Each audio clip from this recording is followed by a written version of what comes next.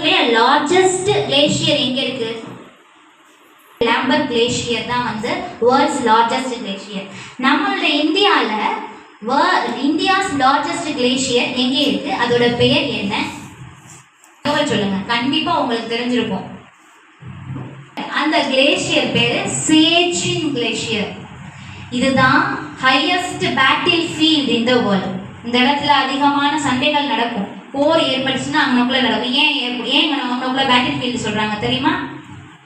நம்ம இந்தியாவோட உயரமான பகுதி. அங்கிருந்து எதிரிகளை பார்க்க முடியும், அவங்க என்ன பண்றாங்கன்னு தெரிஞ்சுக்க முடியும், அவங்க நம்மளை தாக்குறதுக்கு முன்னால நம்மளை பாதுகாத்துக்க முடியும். சரிங்களா? அதனால அது வந்து வேர்ல்ட் ஹையஸ்ட் பேட்டில் ஃபீல்ட். அதுதான் இருக்கிறதுலே world highest battle field Siachen glacier. இந்த குளோபல் வார்ம் ஆகுறதுனால என்ன ஆகுது?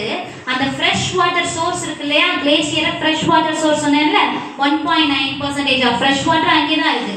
அது உருக ஆரம்பிச்சிருச்சு.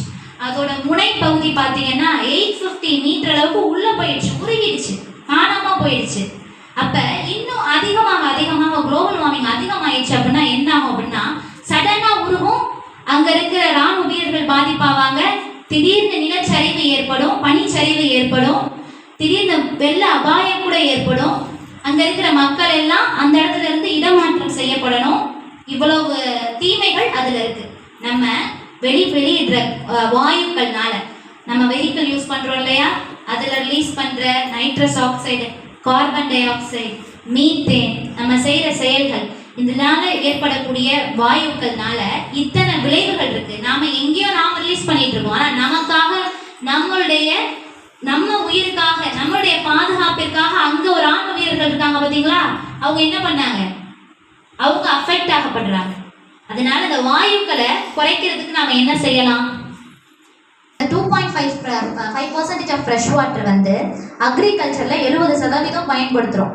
தொழிற்சாலைகள்ல 24% பயன்படுத்துறோம். நம்ம ஹவுஸ் ஹோல்டு பர்பஸ்க்கு, வீட்டில் அன்றாட தேவைகளுக்கு, துவைக்கிறது, பாத்திரம் விளக்குறது, உடல் தூய்மை செஞ்சுக்கிறதுக்கு, வீடு கழுவுறதுக்கு, இதுக்கெல்லாம் 6% தண்ணியை நம்ம பயன்படுத்திடுறோம். அப்போ என்ன செய்யலாம்? இந்த வாயுக்கள் எல்லாம் வெளியிடாம இருக்கிறதுக்கு, இந்த தண்ணியை வந்து நான் சேமிச்சு வச்சிருக்கிறதுக்கு நான் என்ன பண்ணணும்? நல்ல ஃப்ரெஷ் வாட்டரும் கழிவடையாம இருக்கிறதுக்கு நான் என்ன பண்ணணும் அப்படின்னு யோசிக்கணும். என்னென்னலாம் செய்யணும்? எதுனாலலாம் எமிஷன் ஆகுது? இது போன்ற வாயுக்களை எதனால நம்ம வெளியிடுறோம்? Very good. அந்த புகை. அப்புறம் நீ ஏதோ பண்ணிட்டு இருக்க, எதனால?